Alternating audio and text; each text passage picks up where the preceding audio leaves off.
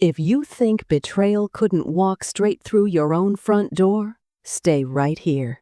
What I'm about to tell you is a true story from a quiet American town, the kind of place where everybody waves and you still leave your keys in the truck.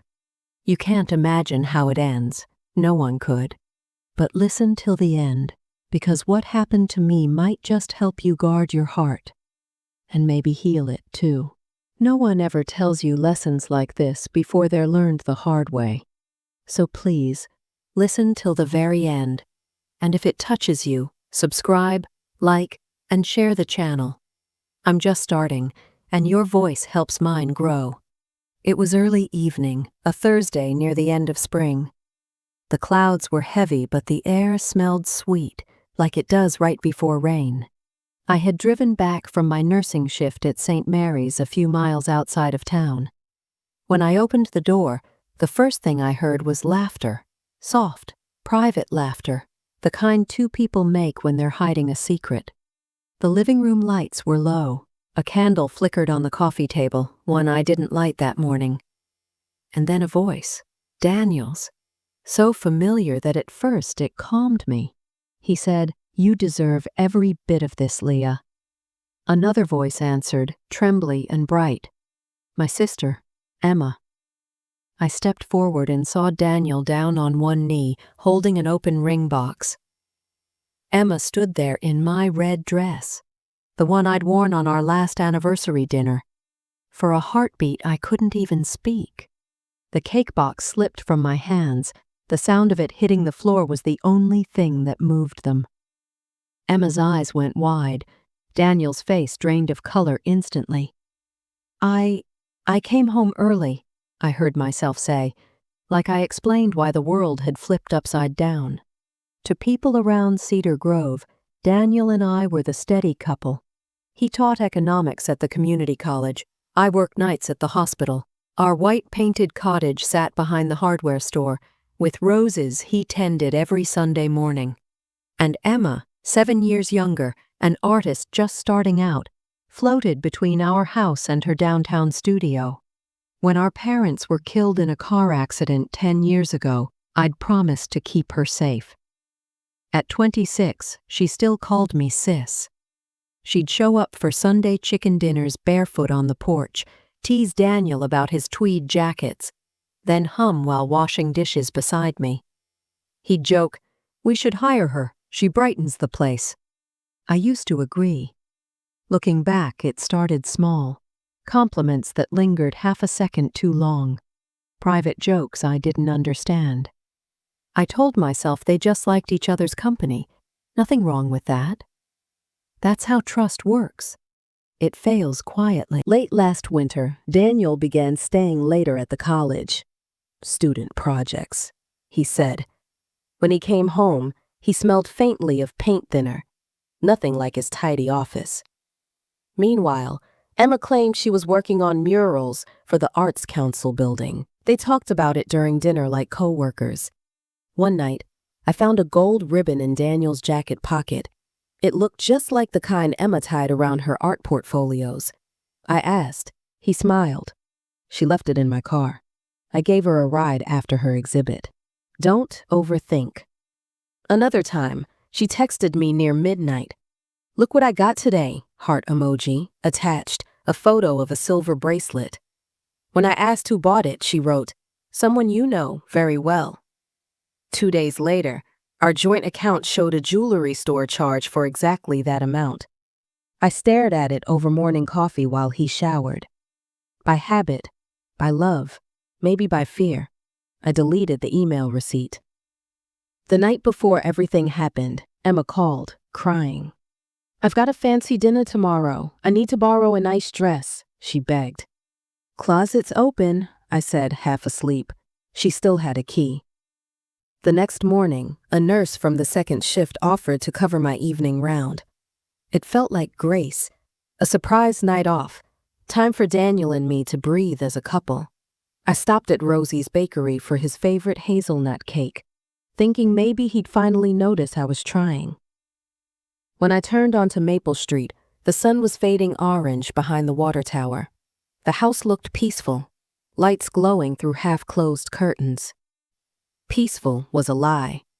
Inside, the air smelled of jasmine, Emma's perfume. Music played low on the speaker, a Dean Martin song Daniel always sang off-key.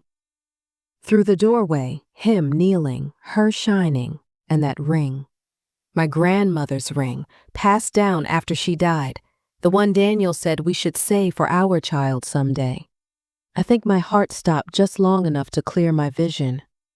Emma whispered, "Oh God, she's home." Daniel shoved the box behind him. "Maya, wait. Wait for what? For you to finish proposing?" They started talking over each other. Excuses, explanations blending into noise. "It just happened. You were distant. We didn't plan this." I cut them off. "Take a good look at where you are. In the house I paid half for, wearing my dress, holding my grandmother's ring. Tell me this isn't what it looks like." Neither of them could. I took the ring box from his hand. It felt cold, heavier than gold should. "This belonged to women who kept their word," I said, and I set it on the table. Then I walked out, the storm outside breaking open exactly when I needed it to hide my tears. I drove without seeing where the road led, ended up at the Copper Penny Motel off the highway, faded neon, humming ice machine, a safe place for people whose homes had turned unsafe. I sat on the edge of the bed, shoes still on, and let the room spin until anger settled into something sharper than grief. Clarity. They had taken my peace of mind, but they weren't going to take my dignity. That was the line drawn right there at exactly 3:17 a.m., May 1st, 2024. The motel curtains leaked thin gray light. Rain tapped the air conditioner outside, steady and slow. I hadn't slept, just drifted in and out of memories I didn't want. When I finally looked at myself in the mirror, I barely recognized the woman staring back. Eyes swollen, lipstick from yesterday faded like a wound. I whispered, "You're still here, so act like it." At breakfast downstairs, Velma from the diner poured coffee into a paper cup and pretended not to recognize me. Small-town grace looks like that, discretion sealed behind friendly silence. Driving through Cedar Grove, I noticed details I'd ignored before. The newly painted benches near the courthouse, the flags fluttering outside the barber shop, the sky just clearing after last night's storm. It reminded me that beauty keeps showing up, no matter how ugly life gets. Daniel's car was crooked in our driveway when I got home. He stood on the porch, hair damp, eyes full of that look men wear when they realize consequences come with human faces. "Maya, please," he started. "Can we talk? Say what you need, Daniel." "I never meant." "You meant it at least long enough to kneel." He rubbed his eyes. "You were gone so much. Nights, doubles. I felt invisible. Then you found someone mirrored enough to see yourself," I said. "It wasn't my hours that broke us. It was your choices." For a heartbeat, he looked like he might apologize for real. But nothing sincere followed, just another scrape of air pretending to be remorse. I put my keys in my pocket. "You'll hear from a lawyer. Don't call, don't text, and take that candle smell with you when you go." His voice cracked as I closed the door behind me, but I kept walking. Some words don't deserve answers. 2 days later, headlights washed over the porch again. Emma stepped out. She looked fragile, shoulders curved inward like someone trying to erase herself. "I needed to see you," she said softly. "Make it quick." Tears slid down her face. "Daniel said you stopped loving him." I believed him. I was stupid. "Stupidity doesn't grant permission," I said. She nodded, twisting the hem of her sweater. "I know. You raised me better. I wanted to feel chosen, and I chose wrong." The sentence hit me harder than any excuse. Because she was right about one thing, I had raised her better. She held out an envelope. "He wrote you this. Says it explains everything." I shook my head. If I wanted fiction, I'd check it out from the library. Her lip trembled. "I'm sorry, Maya." "I know. Now go before I start remembering you're still my sister." She hesitated, whispered, "I love you." then left. The taillights disappeared over the hill. When the silence finally landed, it was heavier than her betrayal. Grief needs direction, so I gave it one. First, I fixed the practical, called the bank, froze the joint account and opened my own, changed the name on the utility bills, replaced locks, took down framed photos, packed his things into 2 brown boxes labeled past. Then the personal work.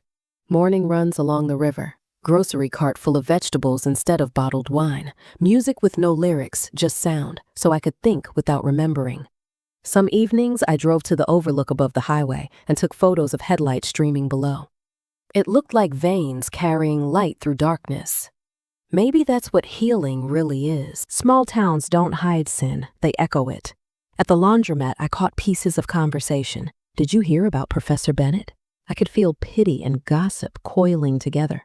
So I practiced breathing differently, shoulders back, chin steady.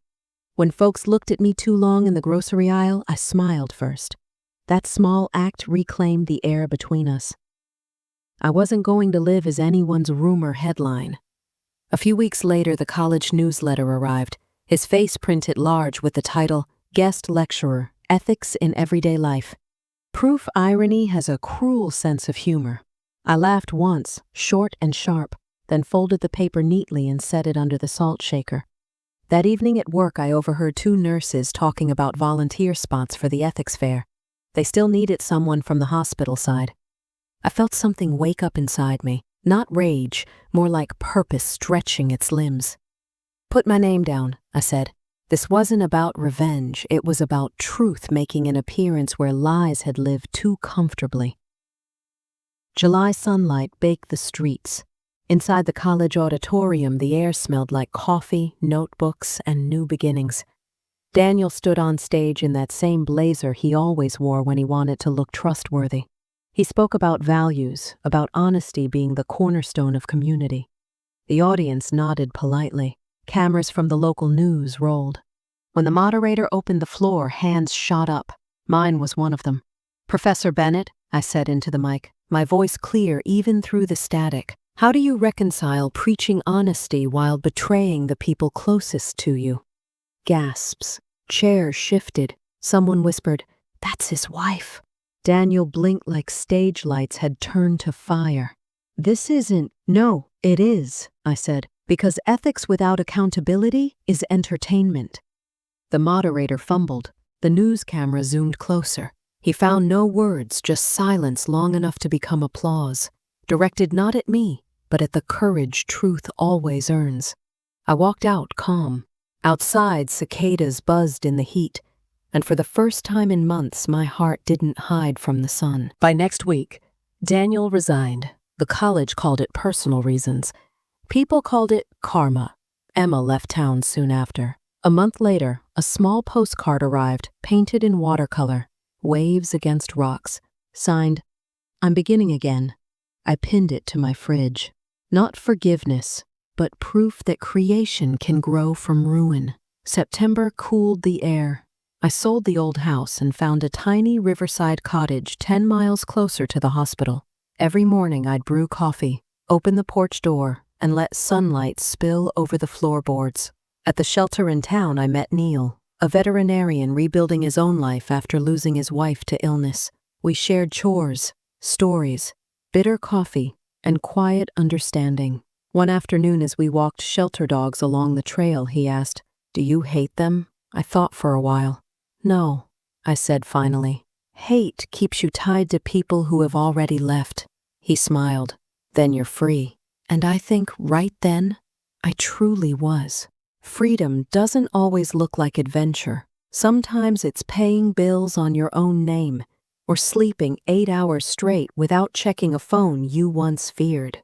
I learned to garden again, bruised hands deep in soil. I learned I still loved laughter when it came from honesty. Most of all, I learned that surviving betrayal isn't just about endurance. It's about returning to your own reflection with gentleness. Every scar looked a little less like loss and more like evidence. I lived. If my story has reached you, even a little, hold on to this part. Dignity is louder than revenge, and healing louder than secrets. You can rebuild anywhere, even in a town that whispers your downfall. Please, stay with me for the final part where I share how forgiveness, not toward them, but toward myself, changed everything. And if you haven't yet, subscribe, like, and share. It keeps stories like this alive. And right now, this brand new channel breathes because of you. My little riverside cottage quickly became my sanctuary. Mornings started the same way. Coffee steaming in a white mug, birds chattering against the window screen, the river whispering like a friend who knew too much but kept secrets anyway. For months, I just let the quiet recalibrate me. I'd spent years running between night shifts, errands, and other people's emergencies. Now, I listened to my own breathing, felt how my shoulders eased when no one expected me to fix anything. One Saturday, I joined a beginner's watercolor class at the library. The irony didn't escape me. Emma had been the artist, not me. But painting helped unstick thoughts words couldn't reach. With each soft color bleed on the paper, I whispered a truth. You can build something gentle out of broken things. Healing didn't mean forgetfulness. Some nights, memories replayed like a film I couldn't stop. How Daniel's eyes looked when I found them on the floor beside my sister's. How Emma's voice cracked into apology on my porch. I used to push those memories away. Now I let them visit, then showed them the door politely. Forgiveness, I discovered, isn't pretending pain never happened. It's admitting it did and deciding it won't define tomorrow. One Sunday, I drove out toward the old family cemetery where our parents were buried. I brought 2 sunflowers and a folded note that simply read, I kept my promise to protect her, just not in the way I expected. Leaving those words there felt like finally setting down a suitcase I'd been dragging since childhood. That fall, the local high school organized a charity drive for the town shelter. They needed a nurse to help with health screenings. I volunteered. That's how I saw Neil again, the vet with clumsy hands and kind humor. He asked how things were going. Peaceful, I said. He smiled. You look lighter, because the weight isn't mine anymore. We worked side by side the whole weekend, checking blood pressure, handing out snacks, walking dogs wearing scarf bandanas. Small acts of service can quietly reteach trust. By the end of that weekend, we'd shared phone numbers, not in a rush, just as humans rebuilding worlds. In early spring, a small package arrived with no return address. Inside was a sketch, pencil on thick paper, of 2 women sitting back to back under a tree, their heads turned opposite directions, but their hands reaching behind them, almost touching. A note read, for the sister who once saved me twice. Maybe 3 times if you count this painting. No apologies. Just art that breathed regret and love at once.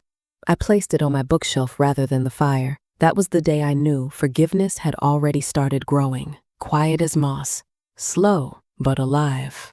One crisp Sunday morning, the real estate agent called. The closing paperwork on the old house was ready. After signing, I drove by one last time. The new owners had already planted fresh flowers. Curtains in the kitchen window fluttered, life continuing where mine had stopped. I parked across the street, hands on the steering wheel. For a second, I remembered every sound from that place.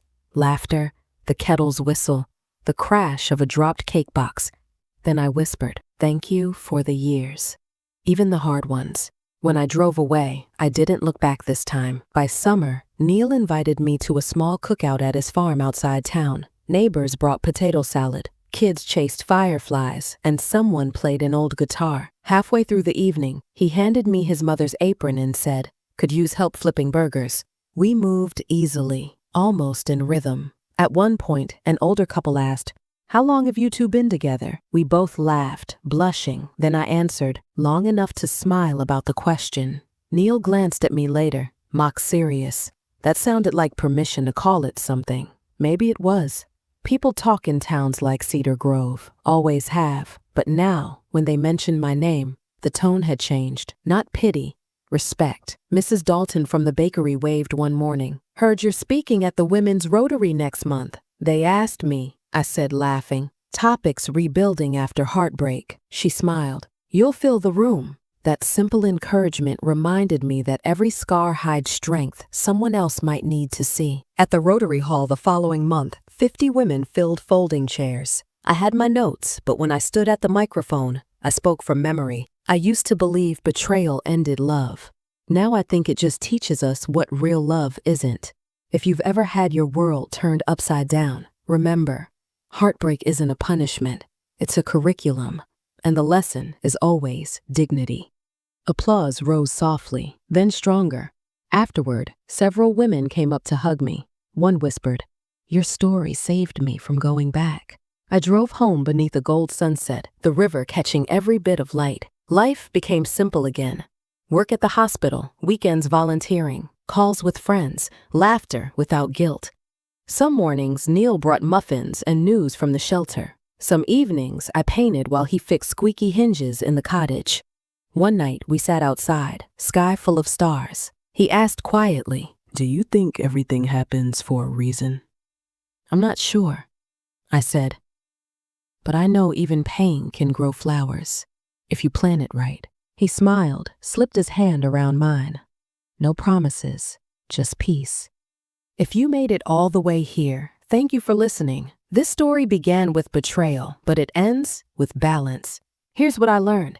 Betrayal tries to shrink you. Forgiveness stretches you back to size. Revenge is fast but empty. Dignity lasts. Love, real love, isn't what someone gives you. It's what grows when you stop settling for less. If any part of my journey echoes in your life tonight, know this. You can start again from anywhere. When I finally sat down to record this story, months had passed since everything unraveled in that old living room. I thought I'd feel finished, but healing rarely ends mid-sentence. It settles, slowly, like snow, soft enough that you only notice its weight once it melts. If you remember nothing else from my voice tonight, remember this. Forgiveness isn't permission for what happened. It's permission for you to move forward. I used to replay the betrayal again and again, how I dropped the cake, how the rain started at the exact second I stepped outside. But now I see those details differently. Maybe the rain wasn't punishment. Maybe it was cleansing. People ask how I could forgive it all. The truth? I didn't wake up one morning full of grace. I just got tired of dragging yesterday everywhere I went. Peace begins the moment you stop auditioning for people who never deserved front row seats in your life. This story taught me that love isn't proof of someone's goodness. It's proof of your capacity to give. You can love purely and still be betrayed. That's not your failure. That's someone else's reflection. It taught me bravery isn't loud either. It's quiet consistency. Showing up for work when your heart's in pieces. Making dinner for yourself when no one pulls up a second plate. Telling the truth, even when your own voice shakes. That kind of courage doesn't trend. It transforms. It also reminded me that women everywhere carry invisible degrees in survival. We rebuild homes, routines, and spirits. We smile again, not because the hurt disappears, but because warmth is still our native language. And men and women alike who've known betrayal, hear me clearly. Trust is not foolish. Trust is brave. What they did to you is their mirror. What you decide to do after is yours. If you're hearing this in a parked car outside a dark house, or through headphones while the world sleeps, please keep listening. You will not stay broken forever. You will wake one morning and realize the air feels light again. You'll pour coffee, tie your shoes, maybe laugh at something small, and realize that without permission, you started living again, because endings don't need closure to be complete. Sometimes they just need truth. When Daniel and Emma left town, they took their own guilt with them, but they also left me space, a space wide enough for sunlight and new beginnings. I filled it with community, with service, with laughter that didn't need approval. So if you're walking through that same emptiness now, fill it with something that belongs to you, a hobby, a walk, a prayer, a playlist, things that reminds you of your own rhythm, because heartbreak, at its best, is a doorway. Step through it. Betrayal ends what was fake. Truth begins what will last. Dignity outlives drama. Kindness toward yourself is the first real revenge. And when you forgive, not to welcome them back, but to free your own hands, you find there's still room to hold the future. In the small town where this story began, people used to whisper my name. Now they greet me with respect. Time didn't give that back. Resilience did. So if you're listening, if you've been underestimated, if you've cried behind steering wheels or bathroom doors, this story is for you. You're stronger than the moment that broke you. Thank you for spending these moments with me. You can't imagine how much it means to a voice starting from 0 subscribers, building one story at a time. If anything here helped you see a bit clearer or breathe easier, please subscribe, like, and share this channel. Every new subscription keeps real stories alive. Every comment builds a community of listeners who remind one another that healing is possible. Tell me in the comments, have you ever faced a betrayal that taught you something powerful about yourself? I read them all, truly. Your words matter here. Until the next story, take care of your heart the way you'd guard a child. Gently, firmly, with belief that it still has places left to grow. And remember, tragedy can break you, or it can break you open. Choose open. Always choose open.